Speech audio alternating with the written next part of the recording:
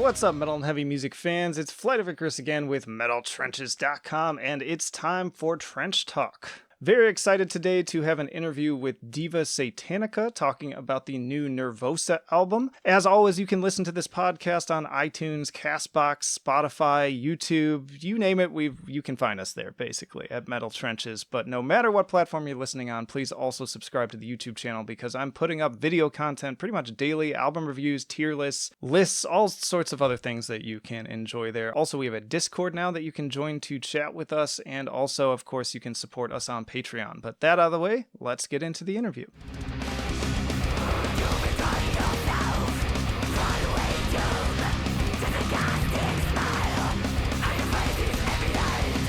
I want to start by saying I've actually been following you since I caught that Bloodhunter album. And really enjoyed that one. And wow, thank you so much.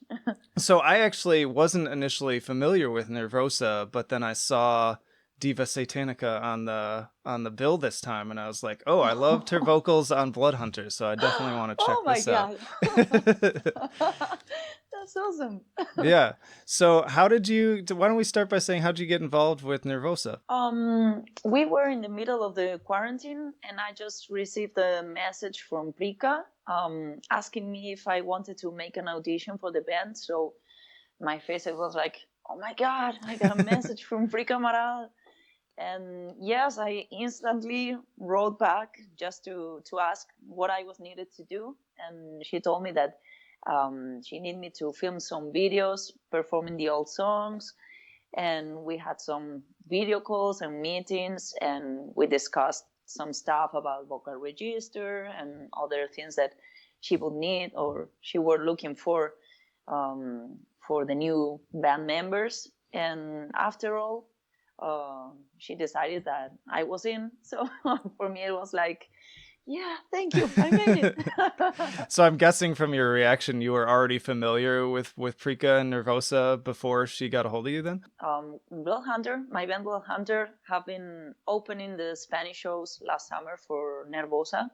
So that was the very first time that I could talk with Prika in person, but it was just a few minutes, the first day, because it was like playing in 4 different cities and driving 7 hours and all day like that. But it was very nice because I remember that she came to us to introduce herself, and it was like, we all know you. We should introduce to yourself. So it was a big honor. Yeah.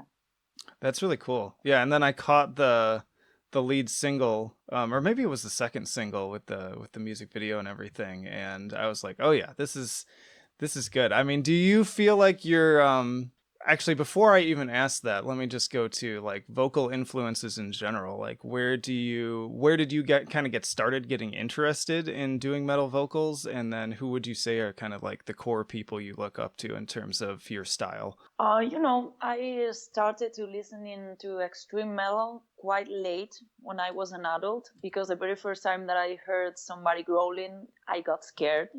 And it was like, why are they yelling stuff?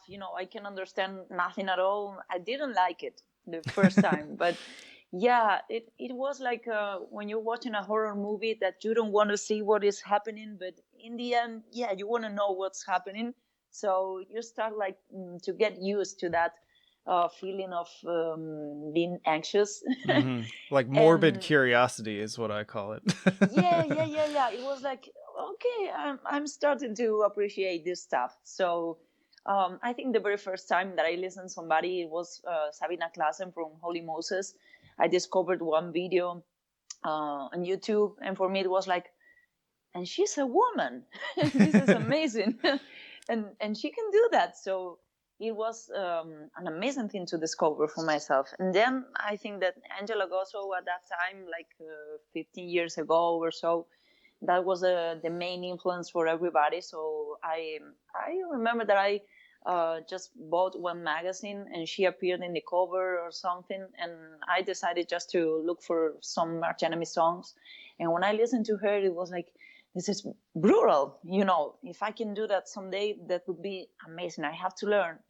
And I've been trying to play guitar, to sing melodic, but it was awful.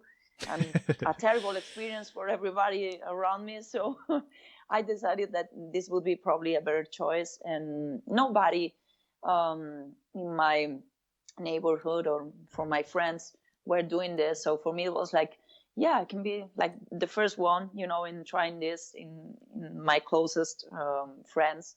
So it was a nice thing to try because it was different, but it was hard because nobody could help me to learn, and it Yeah, took that's me true. like a couple of years just to feel very frustrated, and I Yeah. almost quit a lot of times. But yeah.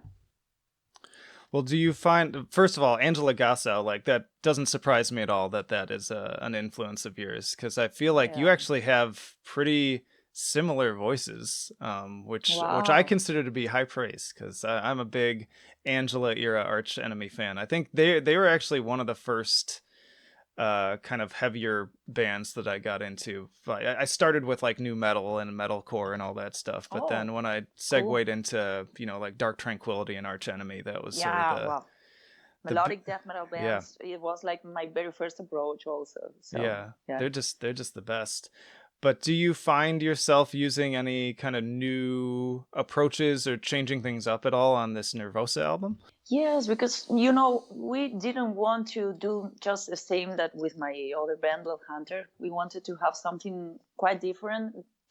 Um, of course, Fernanda had a different register than myself, so we didn't want to have something very different, because we didn't want fans to feel uncomfortable about this new situation with new band members and suddenly just a completely different vocal approach to the sound of the band. So that was a big issue in the beginning because I thought that I couldn't make it something so different, because false chords technique and rolling, it's kind of limited.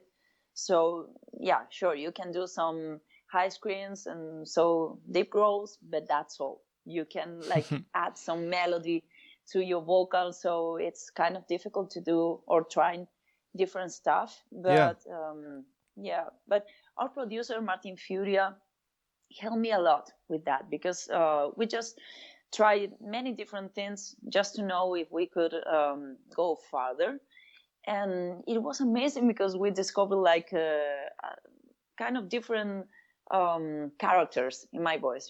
It was a block hunter style that has a lot of ups and downs, and there was the highest pitch, and then we found this Max Cavalera approach for the backing vocals sometimes, and it was amazing because it was like, can you do this? And I was like, no, I absolutely cannot do this, but I tried, and then it was like, yeah, this works, and I learned a lot. I'm very thankful to Martin.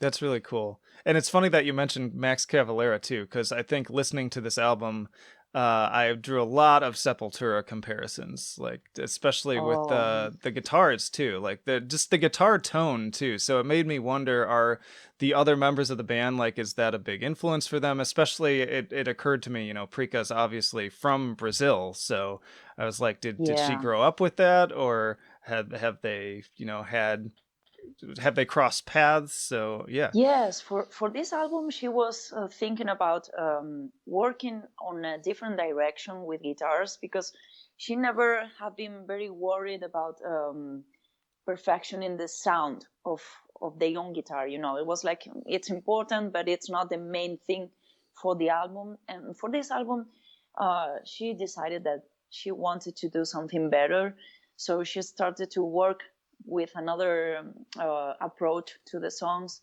and you can discover this vibe closer to the Sepultura sound and to Andreas Kisser that she really loves her skills. And we had one collaboration for one of the songs in this album of Guillermo Miranda from Entombed. They are very close friends, and Guillermo is an amazing player. So he gave like a lot of amazing advices just to try different stuff and improvising, and they've been working very hard on it. So I think they did an amazing job. Yeah, I agree. And then in terms of you reminded me with the guest appearances on this album. You have some pretty interesting ones as well, Yeah. from kind of the more sort of like thrash and heavy metal world, particularly like the German thrash scene. So you've got members of Destruction and Flotsam and Jetsam coming on here. So Yeah. um, first of all, two questions. Kind of one, how did that come about? And two, in terms of recording those, was that more of just like a digital passing the tracks back and forth, or did you get to have any direct interaction with those people? Yes, Schmier from Destruction is a good friend of Prika because they've been on tour, both bands, Destruction and Nervosa, for many times, so they know each other quite good. And she just asked him if he wanted to do this collaboration, because we know that this is like a fresh start for the band.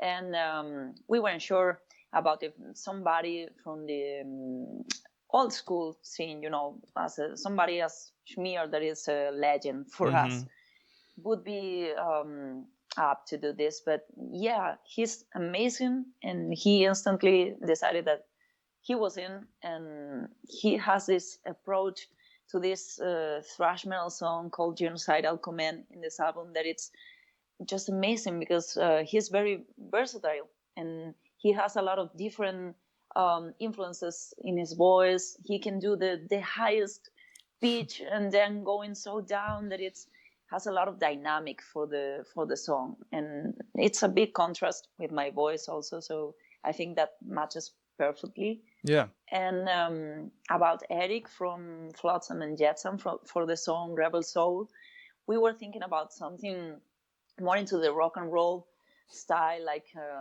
we imagined, like ourselves going into Harley Davidson in the desert. I could see that. Yeah. Yeah. And we you have to thought do a about, music video. yeah, we thought about it. We should do this for sure. I can't ride a motorbike like that, but I will try it. And yes, we were thinking about a voice like that, so raspy and powerful. And we instantly thought about Eric, that was a very good friend of Martin Furia, a producer. So we just asked, and he was like, yeah, sure, I love this song. It's perfect. And yeah, it was an amazing experience to have them both, even that we couldn't be together because of the pandemic situation. Yeah. So it was just like sharing the files and exchanging ideas, and that was all for us. That's still cool though. I mean, is it weird to like listen to the track and hear your vocals right alongside this like legendary like metal vocalist? Imagine, for me, when I knew that Schmier and Eric would be doing these collaborations, it was like, I still can't believe that I'm singing with these two legends. It was like, I'm more than honored. For me, it's been amazing. Yeah. I mean, I get a little starstruck just talking to some of the people I talk to. So I can't even imagine like having a song where like my vocals are there right with the other person's. It's just, that seems so crazy to me. It feels crazy to me. Yeah. It was like, this is not me. It can't be me. Well, it came out great too. And I love that's one of my favorite things, I think, is the interplay of the vocals too. Because sometimes I get to albums where like there's a guest appearance, but it almost just feels like they're just using the name as like brand recognition, and they like, there's the regular song and then then the person comes in for this part and then they're gone and that's it. Whereas here it feels more integrated. Like there's a lot more kind of interplay between your vocals, and like you said, you kind of contrast each other, and it works. And so I really definitely appreciate that. I think that was an important thing to think about, because as you said perfectly, sometimes we just try to choose somebody because it has a big name, but it doesn't work very good often. So it was something that we decided really carefully. And for us, just starting this new lineup, it was an amazing thing to do, because we didn't know if other musicians would be interested, so this is much more appreciated for us, because this is not only a collab, it's just like giving support to us, and this is very important.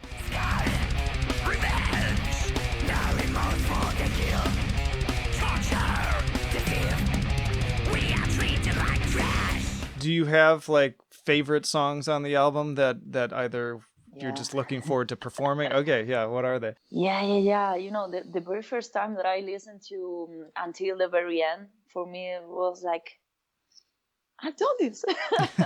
It was so different that I could imagine that it would sound in the end. That yes, it was that punk vibe. It was very aggressive and powerful since the beginning, and the lyrics are very important also because it deals about suicide, and it's like a claim for people who are suffering, and it's like telling them that they're not alone, and you can be living a hell, and you're not alone. We'll be here to just to listen to you, and everybody comes out and have very bad situations, but don't worry, because in the end something good will come to you, and you realize that life is worthy. So yeah, it's a very special song for me, so I think maybe I will get kind of emotional when I perform it. Well, that's good. I Yeah. mean, it's an important message right now, especially. And I work in mental health, so like Oh, that's me something too. that. Oh, yeah. What do you do on the Really? side? Yeah. Yeah, I'm a nurse. Oh, okay. Oh, cool. My mom's a nurse, actually. And then yeah, and Good. then I'm a licensed professional counselor, actually, and I work with adolescents in Wow. particular. And so, that's such a hot topic, especially right now with all the isolation and Hmm. all the kind of crazy stuff Yeah. going on. All the suicide rates are up right now too, and mostly I work kind of across the board, but mostly with like young men too, because actually they're Yeah. like the think like middle-aged men are like the highest Hmm. risk, even though people don't always talk about that Yes. too. So it's very rewarding to Yeah. work with that, but also really sad. So, Hmm. well, it's great Yeah, to this have. has been Yeah, a crazy times for everybody, and I think this is a very important thing to talk about, because it can happen to anybody. It's not something that can happen to somebody that it's depressed from many years ago. No, it's something that can happen to you because you feel very bad at some point in your life, and I think it's important just to talk about it, just to get know people that um, if you need help, you can ask for yeah, it, and you should, because probably there will be somebody that will help you. yeah.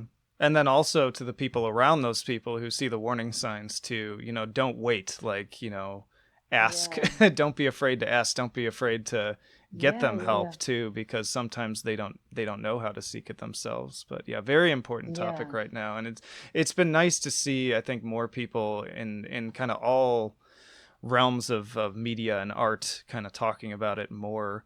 I am curious. Do the people you work with know that you're like this big metal singer, and what do they think about that?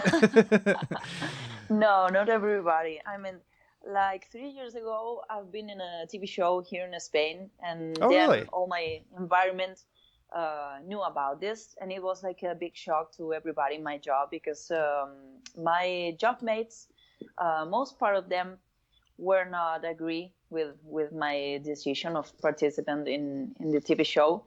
So it was like all the patients were like very happy because They got a they didn't celebrity feel nurse. so weird. Yeah, Yeah. and it was like, okay, you're weird too, like me. So I feel much better now. I trust you more. And I remember the first time that I went back to Europe after that, I entered to the waiting room, and everybody just got up and started clap to myself, and it was like, okay, you saw that on the TV show, good. So I don't have to give any explanation, and that was an important thing for me, because I always live these experiences a hobby, obviously, and as something that it wasn't very,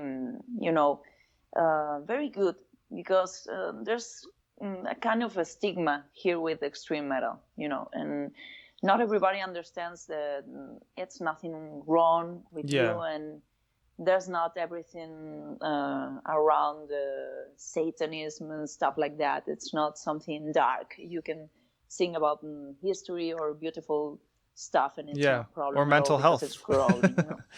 Yeah, Yeah. mental health even. Yeah. Yeah, and it was like then everybody started to talking even about the audience of this kind of TV shows. Here in Spain, it's not a very common gender, so everybody was like, okay, this is another music genre. Okay, this can be a vocal technique.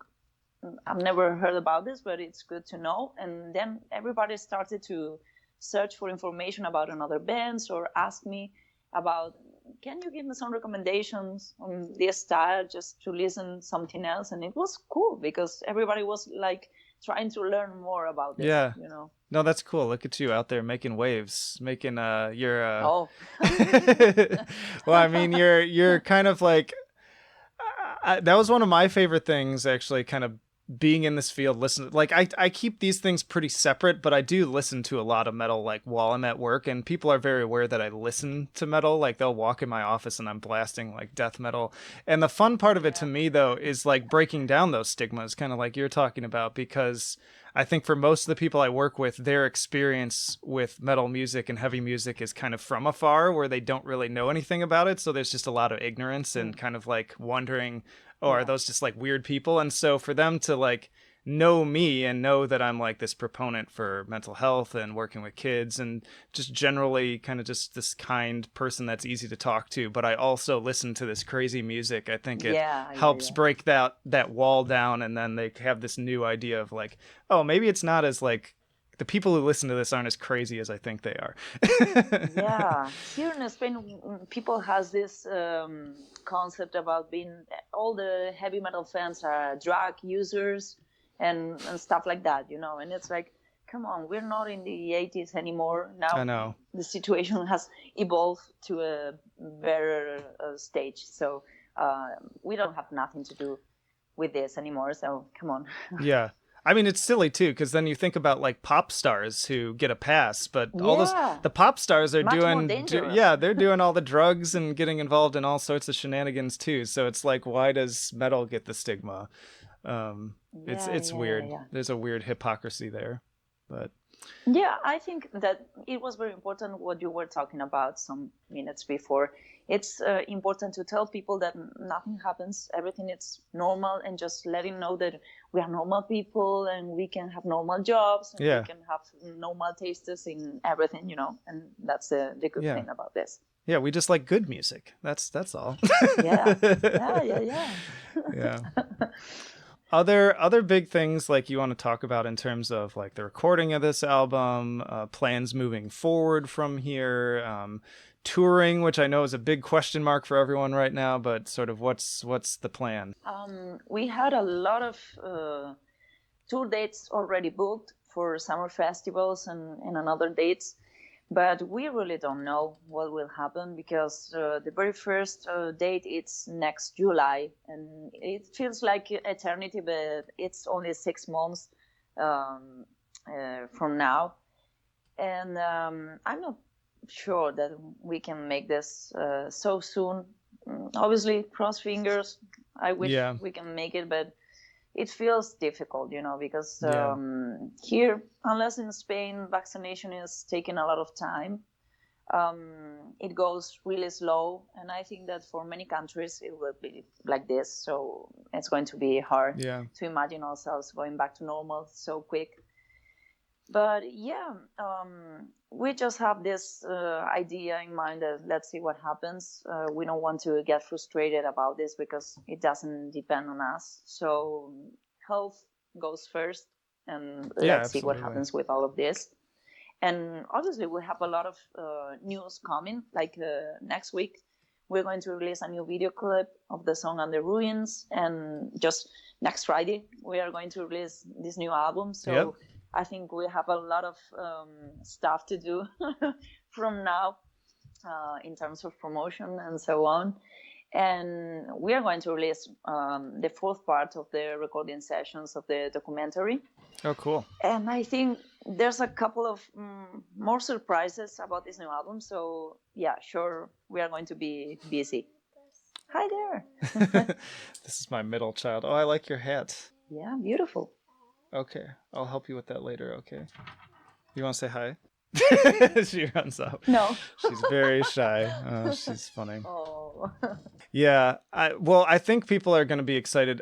One of the things I've been thinking is kind of the silver lining of all this is seeing how bands get creative with some of this stuff. One of my favorite things I saw is a band did a live stream where they played their album and then the whole band was there like commenting on it as they went along, and they would Oh like pause in yeah. certain parts, and that was really entertaining. So I was like, yeah, I'd be interested to see more bands doing this, because that actually kind of increases access to people who normally maybe wouldn't go to Yes. shows too, or aren't able to go to shows for various reasons. Yeah, So yeah. yeah. I So bought a yeah. lot of tickets for live streamings during this month, so I think it's a good option. Yeah. Obviously, for us, it's kind of different because it would be like our very first time playing together, and in a live stream Yeah. would be different.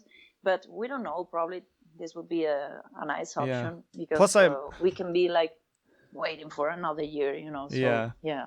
Well, it's got to be hard too, being like this multinational group too, because you got, everybody's living in a different country. So I mean, there's still travel involved, kind of no matter what, unless you're all gonna stream from like separate places. But I mean, I've seen bands do that It's too. So Yeah, I mean, Gojira, maybe Aborted, even oh yeah, Megadeth. There's a lot of metal bands and artists that live separately. I mean, from even in different continents. So it's something quite common nowadays. Yeah. well, I know you have to go, and I appreciate you giving me a little bit of extra time here. Oh Any yeah. last words or anything else that you want to share with the audience before we wrap up? Yeah, sure. Thank you so much for having me tonight. And yeah, stay tuned because we had a lot of news coming in relation to Nervosa. So hopefully we can meet soon, or I don't know, but cross fingers. Yeah. So we can make it very soon or as soon as possible. And stay safe, take care, and yeah, hopefully we can meet very, very soon. Yeah, you too. And yeah, this was really fun because again, ever since that Bloodhunter album, I'm like, yeah, I'm interested in talking to this person. Like this seems like it would be really cool. So hopefully another time we'll No, have it's really appreciated. yeah, we'll have to Yeah. do it again when we've got a little bit more time too, because I do like to do some longer form ones. But I'll let you get on to other people that Yeah, you've got to it talk to. felt very short. I had a lot of fun, so thank Yeah. you so much for that. Great. Thank you. Yeah. What was the name of that show too, by the way? I'm curious now that you were on. Oh, the TV show, The Voice, that it's La Oh, Voz in oh, Spain. Yeah. okay. Yeah, I know The Yeah, Voice. Okay. I'll have to check that. yeah. That's funny too, because also, from there was another metal vocalist that was on a show like that too. Oh yeah. From Well, Nergal from Behemoth has been a vocal coach for the TV show in Poland. oh, And that's right. I knew that. yeah, and Heidi Solheim from Pristine that I really loved. She was participating in the contest also, and I forgot, but there was like another one, I think. Yeah, the Yeah, band. I think the band's not even active anymore, but I really liked their album. But it's on the tip of my tongue, and I can't think of what it was. But yeah, yeah, I that's cool. forgot. I'm sure that there was another one. Yeah. Yeah. Hmm. I'll figure it out. But yeah, stay in Yeah. touch, and I always like to stay in touch with the Sure. people I talk to, and yeah, I'll let Yeah. you get on with it. But have a great rest of your night, and talk to you some other time. Sure. Have an All right. amazing weekend and take care. Yep. Bye.